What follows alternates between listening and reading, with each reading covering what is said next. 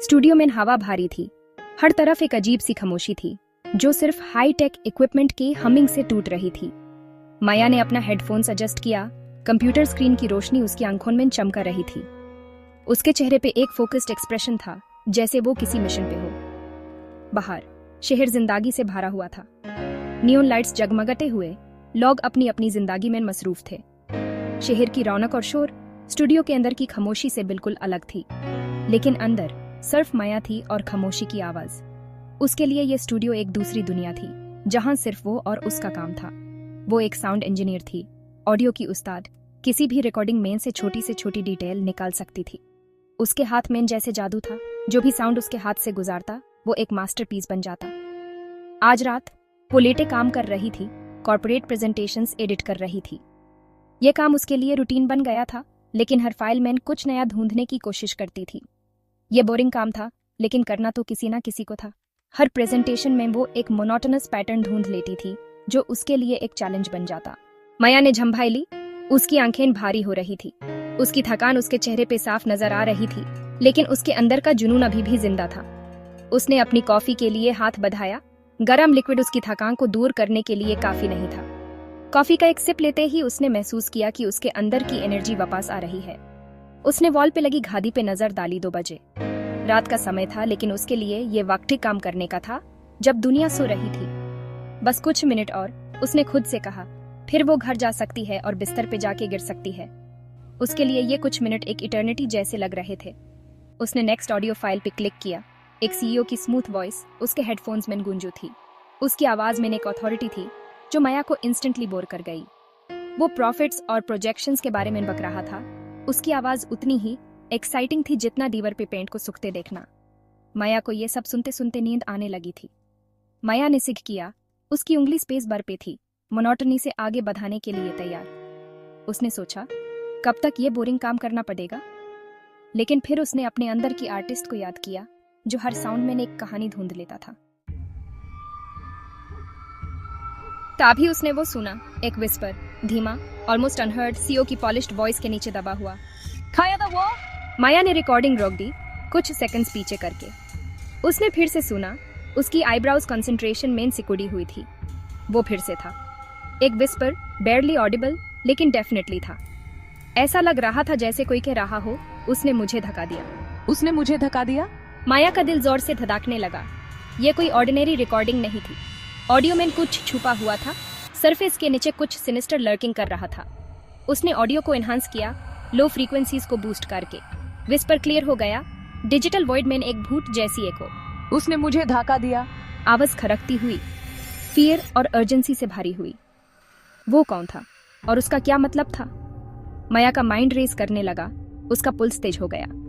वो किसी डार्क चीज से टकरा गई थी, कुछ ऐसा जिसे उसकी स्पिने में चिल्स आ गए। वो इसे इग्नोर नहीं कर सकती थी। यूज सच का पता लगाना ही था। रिकॉर्डिंग करण सिंह की प्रेस कॉन्फ्रेंस की थी, जो एक प्रोमिनेंट बिजनेस टाइकून था। करण सिंह अपने फ्यूचरिस्टिक विजन और एग्रेसिव बिजनेस स्ट्रेटजीज के लिए मशहूर था। उसकी प्रेस कॉन्फ्रेंसेस हमेशा हाईटेक और मीडिया फ्रेंजी से भरी होती थी, और ये भी कुछ अलग नहीं थी। लेकिन एक वीक पहले वो मरा हुआ पाया गया था, और इनिशियल रिपोर्ट्स ने इसे सुइसाइड का केस बताया। साइबरपंक सिटी के लोगों के लिए ये एक शॉकिंग न्यूज थी, क्योंकि करण सिंह अपने स्ट्रॉन्ग पर्सना और नेवर गिव अप एटीट्यूड के लिए जाना जाता था। लेकिन रिकॉर्डिंग में विस्पर कुछ और ही कह रहा था। ये विस्पर्स एक डार्क सीक्रेट की तरफ इशारा कर रहे थे, जो करण सिंह की डेथ के पीछे छुपा था। माया, जो एक इन्वेस्टिगेटिव जर्नलिस्ट थी, उसने ये विस्पर्स को डिकोड करने का फैसला किया। माया को एड्रेनलिन का सुर्ग महसूस हुआ। जैसे ही उसने ये मिस्टीरियस विस्पर्स सुने, उसके दिल की धड़कन तेज हो गई और उसके माइंड में एक ही थॉट था। ये कोई ऑर्डिनरी सुइसाइड नहीं था। ये कोई रैंडम ऑडियो ग्लिच नहीं था। ये एक केयरफुली प्लांटेड क्लू था, जो करण सिंह के डेथ के पीछे के सच को रिवील करने के लिए था। माया ने अपनी एडवांस्ड ऑडियो टूल्स का यूज करके इस ग्लिच को एनालाइज करना शुरू किया। यह एविडेंस था, एक पॉसिबल मर्डर का क्लू। माया को यह समझ आया कि करण सिंह की डेथ एक वेल प्लान्ड मर्डर थी, जो सुइसाइड के रूप में दिखाई गई थी। उसने अपने इन्वेस्टिगेशन को और गहरा करने का फैसला किया। यूज केयरफुली ट्रेड करना होगा। साइबरपंक सिटी की डार्क एलीज और नियॉन लिट स्ट्रीट्स में डेंजर हर कोना में छुपा था। माया को पता था कि अगर उसने गलत कदम उठाया तो उसकी लाइफ भी डेंजर में आ सकती थी।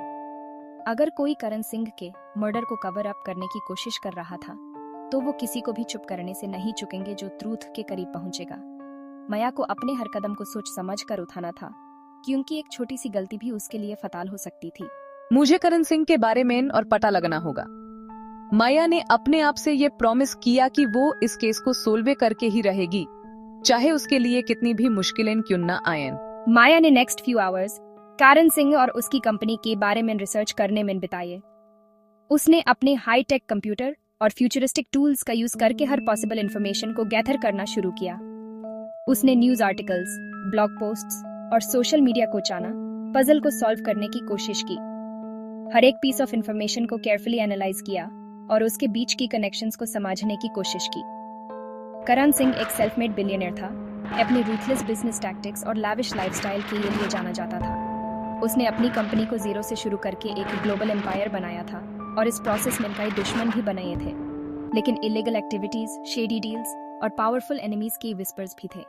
करण सिंह के बिजनेस एम्पायर के पीछे कई डार्क सीक्रेट्स छुपे थे जो अब सरफेस पर आने लगे थे। माया जितना खोटी गई उतना ही यूज रियलाइज हुआ कि करण सिंह की लाइफ एम्बिशन, ग्रीड और बेट्रेयल का एक टैंगल्ड वेब था। हर एक क्लू उसे एक नए मिस्ट्री की तरफ ले जा रहा था और उसके क्वेश्चंस और भी बढ़ रहे थे, और कहीं न कहीं उस वेब में उसकी डेथ का ट्रूथ छुपा हुआ था। माया को यह समझ आया कि अगर उसने ये टैंगल्ड वेब को अनरेवल कर दिया तो वो करण सिंह के मर्डर के रियल कल्प्रिट्स तक पहुंच सकती थी। उसने अपने मिशन को और भी डिटर्मिनेशन के साथ कंटिन्यू करने का फैसला किया, क्योंकि अब यह सिर्फ एक स्टोरी नहीं बल्कि उसकी लाइफ का मिशन बन चुका था। माया को पता था कि वो ये बात अपने तक नहीं रख सकती। उसके मन में बहुत सारे सवाल थे और उनका जवाब सिर्फ एक ही इंसान दे सकता था। यूज हेल्प की जरूरत थी, किसी ऐसे की जिसे वो ट्रस्ट कर सके। माया को पता था कि यह काम अकेले करना मुश्किल होगा और उसके पास वक्त ही कम था। उसने अपने फ्रेंड रोहन को कॉल किया, जो एक जर्नलिस्ट था और हमेशा एक गुड स्टोरी के लिए तैयार रहता था। रोहन के पास वो रिसोर्सेज थे जो माया को चाहिए थे। रोहन एक एक्सपीरियंस जर्नलिस्ट था जो सच्चाई को सामने लेने के लिए किसी भी हद तक जा सकता था। उसने कई बड़ी स्टोरीज ब्रेक की थी और माया को पता था कि वो इस बार भी मदद करेगा। रोहन ने ध्यान से सुन जब माया ने अपनी डिस्कवरी के बारे में बताया। उसने हर एक डिटेल को नोट किया और माया की बात को समझने की कोशिश की। क्या तुम श्योर हो इस बारे में माया? यह सीरियस स्टफ है। अगर यह सच है तो इसके कॉन्सिक्वेंसेस बहुत बड़े हो सकते हैं। तुम खुद को खतरे में डाल सकती हो। तुम्हें पता है ना कि ये लोग कितने पावरफुल हैं? मुझे पता है रोहन, लेकिन मैं इसे इग्नोर नहीं कर सकती। यह मेरे लिए सिर्फ एक स्टोरी नहीं है, यह सच है जो सबको पता होनी चाहिए, लेकिन मैं इसे इग्नोर नहीं कर सकती। किसी को तो सच पता होना चाहिए। अगर हम चुप रहे तो ये लोग और भी ज्यादा पावरफुल हो जाएंगे। किसी को तो सच पता होना चाहिए। ये हमारी रिस्पॉन्सिबिलिटी है कि हम सच को सामने लाएं, चाहे इसके लिए हमें कितनी भी मुश्किलें क्यों न झेलनी पड़ें। रोहन हेल्प के लिए मान गया। उसने माया की बात को समझा और उसकी हिम्मत की तारीफ की। उसने प्रॉमिस किया कि वो अपने कॉन्टैक्ट्स का यूज करके करण सिंह और उसकी कंपनी की इन्वेस्टिगेशन करेगा। उसने प्रॉमिस किया कि वो अपने कॉन्टैक्ट्स का यूज करके करण सिंह और उसकी कंपनी की इन्वेस्टिगेशन करेगा और सच्चाई को सबके सामने लाएगा। रोहन ने अपने रिसोर्सेज को मोबिलाइज करना शुरू किया, लेकिन उसने माया को केयरफुल रहने की चेतावनी दी। उसने कहा कि ये लोग बहुत पावरफुल हैं और वो कुछ भी कर सकते हैं अपने राज को छुपाने के लिए। किसी पे ट्रस्ट मत करना और अपना ख्याल रखना। ये हम दोनों से भी बड़ा है। तुम्हें हर कदम सोच समझ कर उठाना होगा। ये हम दोनों से भी बड़ा है। अगर हमने गलती की तो इसका नतीजा बहुत बुरा हो सकता है। तुम्हें अपने हर कदम पर ध्यान रखना होगा। माया ने फोन रखा। उसका दिल जोर से धड़क रहा था। उसने अपने आप को संभाला और सोचा कि अब आगे क्या करना है। उसके मन में डर था, लेकिन उसके इरादे मजबूत थे। वो अब बहुत आगे बढ़ चुकी थी। उसने अपने आप से वादा किया कि वो किसी भी हालत में पीछे नहीं हटेगी। उसने अपने मिशन को पूरा करने का इरादा कर लिया था, लेकिन वो इसे पूरा करने के लिए डिटरमिन्ड थी, चाहे कुछ भी क्यों न हो जाए। उसने सोचा कि अगर वो अब पीछे हटेगी तो ये लोग कभी भी पकड़े नहीं जाएंगे। ये उसकी रिस्पॉन्सिबिलिटी थी कि वो सच को सामने लाए, चाहे इसके लिए उसे अपनी जान ही क्यों न देनी पड़े। उसने अपने आप से वादा किया कि वो सच्चाई को सबके सामने लाएगी, चाहे इसके लिए उसे अपनी जान ही क्यों न देनी पड़े।